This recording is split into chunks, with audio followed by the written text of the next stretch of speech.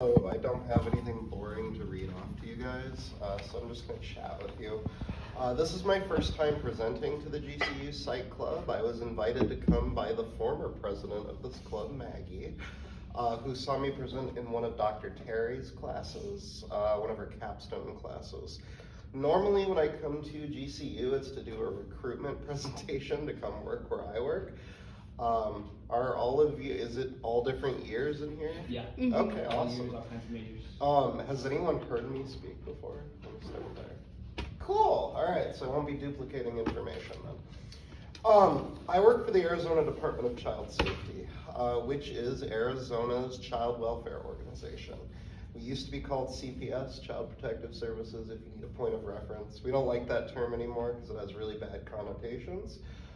So we prefer child safety. But I'm here to talk to you guys a little bit about who I am, what I do, a little bit about the department, but I don't want to give too much of a sales pitch because you're not in class and you guys are here of your own volition today.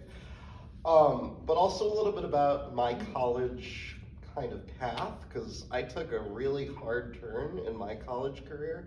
And one of the things I always like to tell students is it's okay to change majors. Once in a while. So my original major, I'm an ASU grad, was pre-veterinary medicine. And I got that because way back when I was a kid, we always grew up around animals, and I want to be a vet, right? That was my spiel growing up. And it turns out that loving animals doesn't necessarily translate to wanting to see one on an operating table every day. And it turned out that the blood was just a lot. I did not really have an interest in that. But my freshman year, I took sociology as an elective class to fulfill one of those humanities or whatever those other letters are. And I really bonded with my professor, and when I came to like a standstill in where I was going with my college career, I kind of I brainstormed with him, what are the options here? He said, have you thought about sociology? You got an A+ in it. I was like, huh. Unrelated to the college career, at the time I worked retail at Sky Harbor Airport, which if you ever want to do some fantastic people watching, that's the place to do it, because no one has common sense when they go to the airport. So I decided to switch my major to sociology, and now I am a professional people watcher. Why I like to come speak to psych classes is because our two worlds bridge. You guys think about what's going on in one mind. Sociology is thinking about how all of those minds relate to one another. And it's just really cool when the two worlds collide. Anyway, back to the professional part of this. As I said, I work for the Department of Child Safety. My current role is I'm a community liaison, which means I get to navigate with all of the nonprofits you probably hear about doing tax credits, things like that, donate to kids in foster care. All of those agencies I coordinate with to bridge the gap between them to the actual kids in foster care to get them what they need. My role serves the entire West Valley, so think roughly Central Avenue all the way out to wherever. And then we also kind of loop around and do the North Valley as well, so Scottsdale, Cave Creek, places like that. I have a counterpart that does the East Valley, and then I have a few other counterparts that does the rest of the state. But as an agency, the majority of our volume, as you might expect, is here in the Phoenix area. So I've been with the Department of Child Safety for 11 and change years now. I started in the field as an entry-level case manager. Is anyone looking to go into social work? How about work with kids in general? All right, that's a lot more hands. What do you want to do? Well, I'm studying to be a forensic psychologist and work with kids in abusive situations. Yeah, you're gonna work with my agency a lot. Yeah. Absolutely. What other hands do I see? About the same thing. Yeah. Okay. Forensic psychology. All right. Anyone over here want to share? More of the same? Yeah, I thought about working in like high schools. Oh, okay. Yeah, school counselor or a school social worker is a big one. Even if it's not going to be the social worker, but school psychology it can be challenging because you're going to hear the things that are going on at home, and you're going to be on the phone with my agency quite a lot, I bet. Anything else that hasn't been covered? Anyone want to share? Neuropsychology. That's a very specific. You hitting the science classes hard? I will be. You will be? All right, yeah. Fun fact, and I know this from being a field case manager, apparently my agency only contracts with one doctor in the entire state to do neurodevelopmental analysis for our kids. So hopefully you can go into that kind of field and we can have another partner. So I want to talk to you a little bit about what my agency does. We are fortunate in the state of Arizona that child welfare is conducted as one state agency. I say that because a lot of states, it's county by county. So for example, in California, Orange County has its own thing, LA County, San Francisco. So there's 50 some different agencies that every time one wants to talk to another, there's a whole bunch of red tape they have to go through. Whereas here in Arizona, I work for the same agency that someone in Yuma works for, someone in Flagstaff, Bullhead City, wherever it might be. We all work for the same agency. And that's pretty cool because it makes communication a heck of a lot easier. So for that reason, there is just one number that you would call if you ever suspect child abuse or neglect. We have a centralized hotline here in Maricopa County that serves the entire state. These specialists are trained to get as much information as possible, but not investigate, because we really, really, really don't want whoever's on the other end of that phone to hang up. We're not police, we don't have call tracing technology, nothing like that. And then once that information is received, the hotline specialists make an informed decision if it meets the criteria to dispatch to the field. It will go get assigned to the office that is closest to the family's home zip code. And if it does meet the criteria that we need to go out and investigate, we're going to assign one of our investigative specialists. All of our specialist levels are entry-level position. The big requirement is a bachelor degree. As long as it is related to social sciences, they're not particular about what that degree is. Sociology, psychology, social work. I know people with I know one with a business degree, I know someone else with a math degree.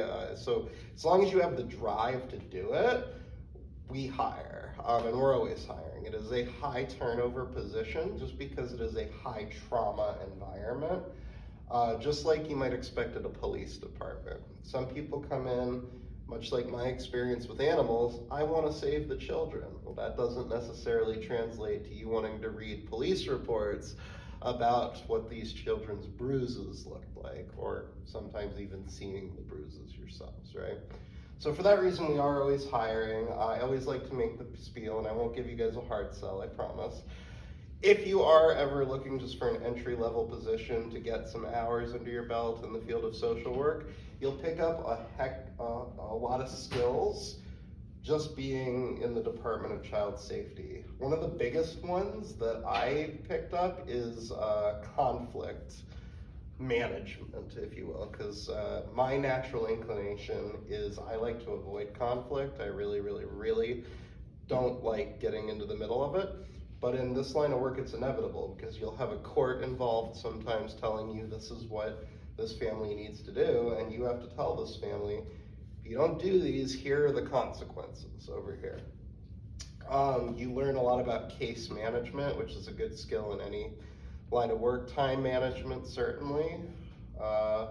And you'll get exposure to a whole bunch of different systems too. So if you're unsure exactly where you want to fall, you'll get exposure to court systems, behavioral health systems, a whole bunch of different things. So when our investigators go out, before they even leave the building, they're going to do some background checks because we want to make sure they're well equipped to know what kind of situation they're walking in on. That includes police background checks, so we're able to see if they have outstanding warrants, we're able to see if there's a gun in the house, things like that, as well as prior department history. So it might be helpful to know if this mom has had 4 children removed in the past, right? So when an investigator goes out, they are going to assess the situation and evaluate for child abuse or neglect, and if it rises to the level where further intervention is necessary. Contrary to media portrayals, we really do not like to remove children from their home. That is not what we are there to do, and in the great majority of cases, that is not what happens. We will work with the family as much as possible to ensure they can remain safely in the home. We have a variety of services we can put in place. We can ask other family members that might be more appropriate to oversee the situation, things like that. So the primary goal, if possible, is to offer them some community resources, offer them maybe some in-home services, and then see you later. That is the goal if a family comes to our attention. Obviously, that's not always the case, otherwise we wouldn't have job security. So the other big position that we're always hiring for is ongoing case management. And these case managers work with the families that a child has been removed from the home. This is what I did when I was in the field for 5 years. It is where the true social work shines in my department. Investigations is a lot more like police. You're going in, you're assessing, and you're getting out of the situation. They don't hang on to cases for a long time. Whereas in ongoing, I could tell you stories of kids that I had with me 2-3 years at a time, just because situation would linger, and then right before court something happens, and then we go back down until the next court hearing 6 months later. It's just the way the ball rolls. When you have so many different systems involved, you have to play the bureaucracy game a little bit. But in that meantime, you have the ability to offer these families a whole bunch of supports to bring them back together. And those situations where we can successfully reunify a child with their parent are so happy because you've basically brought them back from the brink of disaster. Because obviously there are alternatives to a child being able to reunify with their family, and we don't want to do that as much as possible. So the variety of services that we can offer the parents is pretty lengthy. We have behavioral health support, substance abuse services, psychological services, including counseling, and we can do full psychological evaluations. Those were always fun to read because they tell the psychologist things they'll never tell their assigned case manager. We have, let's see here, we have some specialized services, specialized types of therapies we can offer, transportation services, translation, that kind of stuff as well. But we want to give the parents the best shot as possible as reunifying with these kiddos. In the event that cannot happen, we do have court abilities to sever parental rights, which of course, as it sounds like, is a last resort. That is what happens if a parent is unable to demonstrate that in the near future they're going to be able to successfully parent this child. When that comes up, our primary goal is to try to place the child with someone they know as much as possible. We look to grandparents a lot, aunts, uncles, cousins, and even other people in the community that the family might know, like church members, teachers, coaches, that kind of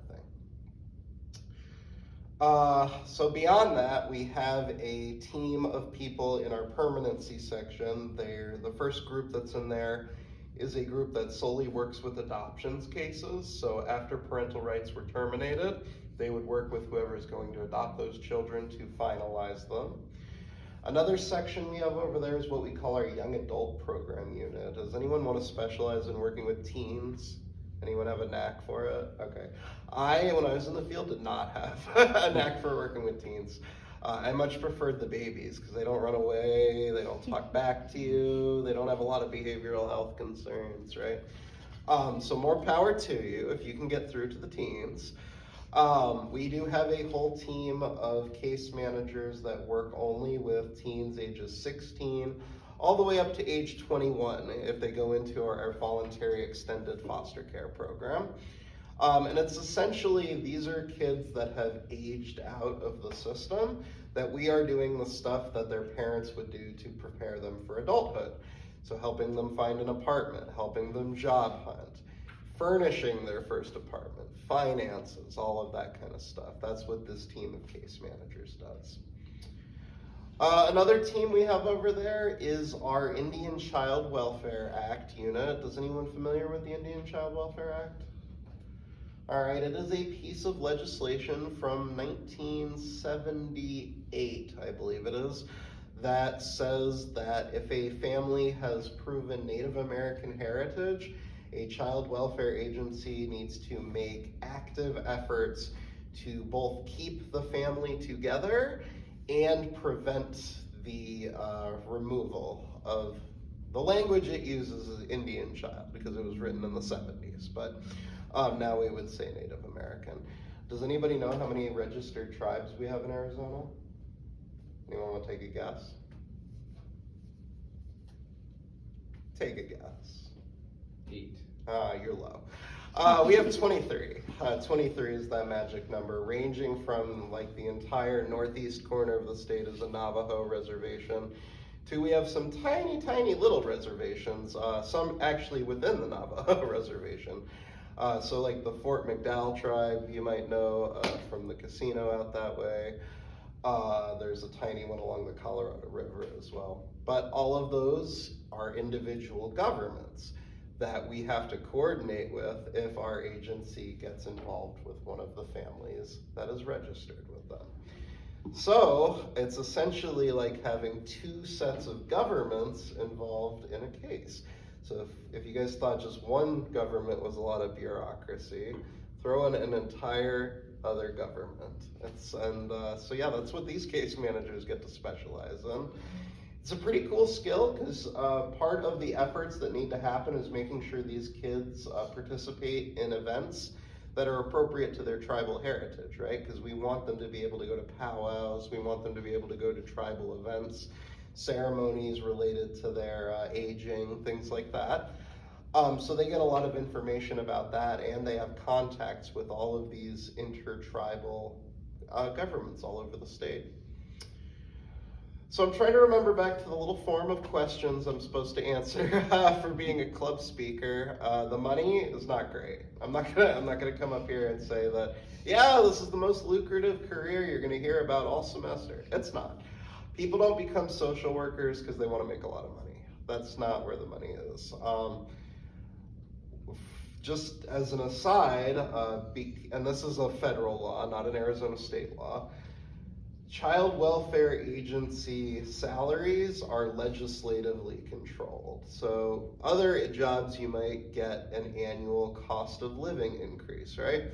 That's not the case with government agencies. All of our funds have to be approved by your state legislature. So if you value child welfare, please write to your legislator and tell them that we would like a little more money to do our jobs. But if you have the passion for doing it, that is what the rewarding part is. Like I said, what I did for 5 years in the field was ongoing case management. So those special moments where we were able to reunify a child with their parent, that's the payoff right there. And especially the cases where they don't come back in the future, which means A, you were able to successfully get that kid home now, and B, the parents stuck to what their plan was, and they're never gonna come to our attention again, knock on wood. I'll give you a story from my own case history. I had a young man that I worked with, his name's Skylar, and I worked with him pretty much the first year I started. So way back in 2012, I got his case. And when I got his case, he had already gone through about 4 different group homes, and he had been abandoned by his grandmother because she became homeless and just dropped off the face of the earth. We weren't able to find her anymore. So in the process, do you guys think that's a good situation if a kid goes bouncing from group home to group home? Right, it's not. By being in someone's lives, that's already a trauma. And if they have to move placement to placement, especially people they don't already know, that's even more trauma. So unfortunately, this kid, while he was going through all this trauma, was not showing the best side of himself, as you might expect. Punching holes in walls, using some rather choice language with school doctors, things like that, etc. And we would try, but The placement is under no obligation to keep a kid if they are disrupting their otherwise home schedules. So on he bounced, and by the time I had him, which I think was about 3 years, he had gone through about 11 different placements, which is a very high number. We don't like those numbers. For my own career, I was moving to a different type of unit that unfortunately doesn't exist anymore. It was called Cradle to Crayons, only worked with kids 0 to 5. Again, they don't run away, they don't talk back to you. So I had to give all of my older kid cases to other case managers. So the last time I was with Skylar, I played a game with him. I actually bought him a deck of cards because he was learning Magic at the time. And I said, I wish you the best, dude. And that was the last I thought I'd see of him. So about a year later, totally unrelated, I'm sitting around, I think at court waiting for a hearing. I'm on my personal Facebook, looking at one of my friends describe his new foster child. And the details sounded remarkably similar. So I DM'd and I was like, is this child's name Skylar? And sure enough, it was. And the rest of that story is that my high school physics teacher ended up adopting this cool kid, and they are still doing great, and he has now found his forever family. So those are the types of story where even if reunification is not possible, that we see a happy ending for those kiddos. Let's see, are there any other questions I'm supposed to answer before I open it up to everybody? I don't really, I've never seen the list of questions. Would you like to see the list of questions? Yeah. All right, let me see here. Jake will probably also have it. Sure, go for it, Jake.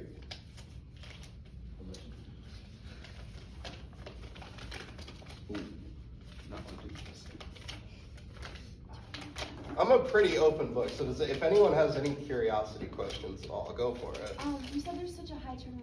How do you deal with the burnout? That's a great question. Actually, that was one of the questions on here. What advice would I give to people entering my field? The burnout is incredible. At my height, we measure things as far as kid count in the field. So granted, this includes siblings, pets, things like that. At my height, way back in 2015, I had 67 kids assigned to me. And at that point, there's no case management going on. You're just putting out fires when they come up. I'm proud to say that the last 2 years, and we've remained constant, our numbers are under 30 apiece. So at those numbers, real social work can go on. You have enough time to spend with each family to do things like that. So how do we deal with the burnout? It's an amazing question. I'm going to give you 2 answers. The first and foremost is we are very, very generous when it comes to time off. This is an agency where if you midday need to say, you know what, I'm having a mental health crisis, I need to go home, no one's going to give you a bad time about it. If you need to say, I'm just not feeling it today, as long as you have the time available, you can. None of this, you have to send me your doctor's note, like you might hear at other places of employment.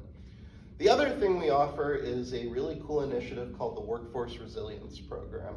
And this is made up entirely of DCS, child safety employees, at all different levels, from our secretaries all the way up to a couple of our program administrators around the team. And the way it works is if something is bothering you, work-related or not, you can call someone on the team and request a meeting to talk about it. And that meeting is completely confidential. It doesn't go in a file anywhere, it doesn't get logged anywhere. The only times that other person would have to elevate it is if you're a danger to self or danger to others, or if there's child abuse, because of what we do for a living, right? One of my colleagues that's been here a really long time likes to tell our new case managers, you're gonna wanna do one of 3 things when you start. You're gonna wanna cry, you're gonna wanna cuss somebody out, you're gonna wanna quit. Those first 2, those are fine, as long as you're not cussing at the person, right?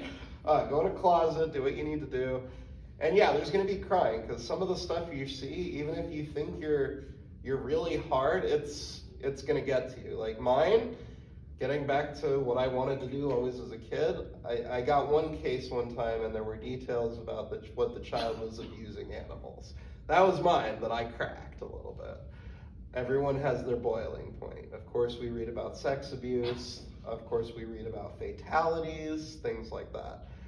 All of those things, we recognize that is not okay to take home to your family dinner table. It's not like you work at Costco. Oh, I had this really difficult customer. No one at your dinner table wants to hear about the meth addict that you were supporting today and the choice names that they called you. So you can meet up with one of these team members at your office, at their office, at a Starbucks, it doesn't matter, and just vent to your heart's content. And that's not going to go against you in any way possible. And then if it's like a really severe thing, we do have the power to refer you to our employee assistance program. For each unique event that happens, we get up to 12 free counseling sessions.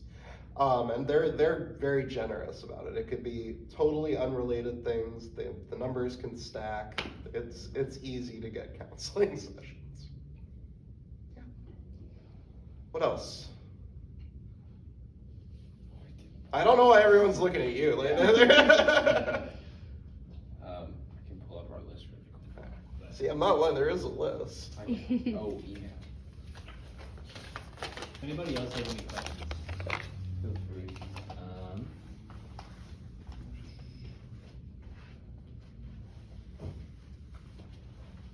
What kind of like volunteer work? You guys like have volunteer opportunities? Did you do anything to volunteer? Yeah, so that's those like 3 questions there about what else is in there, internships, things like that. I was trying to avoid because we do accept like our entry-level positions are bachelor positions. So for that reason, there isn't a lot of internship / volunteering you need to do to come work for us. Now that being said, if you are pursuing your master's, we do have opportunities to do your internship with us.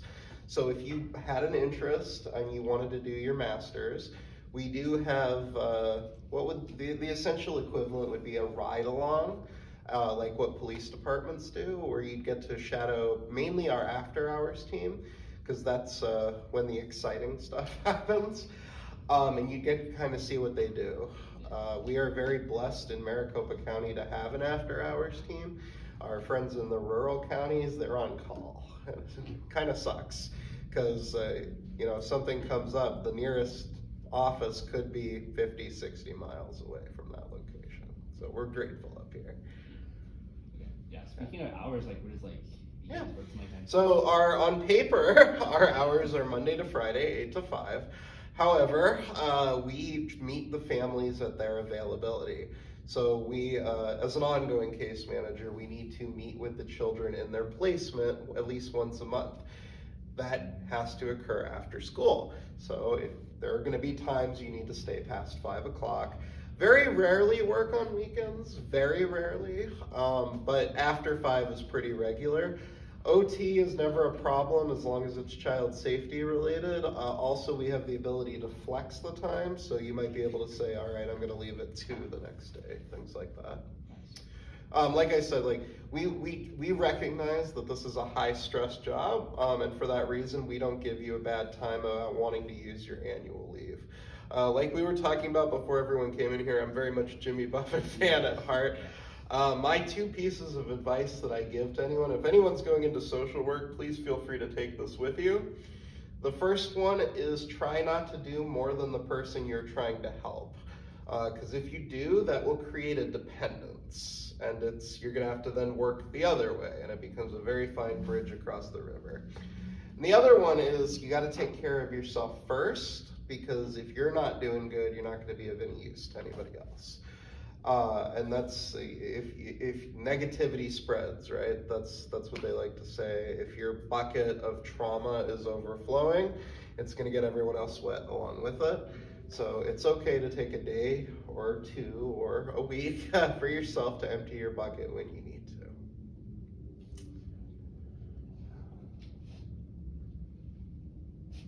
I think that's all of them on the That's sheet, it? Yeah. Does anybody have any questions for me? If not, I'll give you the rest of your time back. All right, yeah, go ahead. How do psychologists work at your agency? Good question. So we only have 1 actual doctorate psychologist that works for our agency. About two or three years ago, we incorporated our entire healthcare plan under our agency, so we manage it ourselves. So we don't provide the services ourselves, we contract with the agencies in the community, like Arizona Children's, Jewish Family and Children's Services, agencies like that. We pay them directly under our healthcare plan. We do on staff have one psychologist to elevate things to that are pressing concerns, you might say. Similarly, we have one medical doctor on staff for the same reason. Semi-related, we also have a very, very, very good working relationship with Phoenix Children's Hospital, being the primary point of children medical and emergent care. Is anyone familiar with Mind 24/7? Have you heard of that? All right, so y'all know what an urgent care center is, right? So Mind 24/7 is an agency that started urgent care, but for mental health needs. So there's, I think, 5 of them right now, but essentially it is a place someone can go when they are having an episode, and they can come down off of the high, relax, whatever that might be, in whatever period they need to stay there, without formally being admitted to St. Luke's, for example. So like if anyone's interested in like acute psychological care, Mind 24/7 is probably a good place to get exposed to that, as well as psychiatric care as well, because I think they have the ability to prescribe there as well. Yeah, long-winded answer to your question. Thank you. Yeah. But yeah, so like along those lines, if anyone's going into counseling, things like that, especially if you're working with kids, you're gonna have a number of your clients that are on our caseloads. Be patient with our case managers. Remember, they're probably as stressed as you are. And yeah, the coordination and the communication is really key. Anything else? Alrighty, well thank you for giving me a couple minutes of your time. I hope this wasn't terribly boring. I want to wish you all a great semester. Is anyone a senior graduating this semester? Cool. Do you have a capstone class at I'm someone? taking it right now, yeah. Who do you have as a professor? Dr. Chesniak. Alright. What's their first name? Laura. Laura, okay. I'm supposedly doing this speech again, so if I end up in your class again, forgive the duplication of No, it's information. okay. But yeah, good luck everybody. I hope you have a great semester. Thank you. Thank you so much. Yeah, no Thank you guys problem. for coming. If you didn't,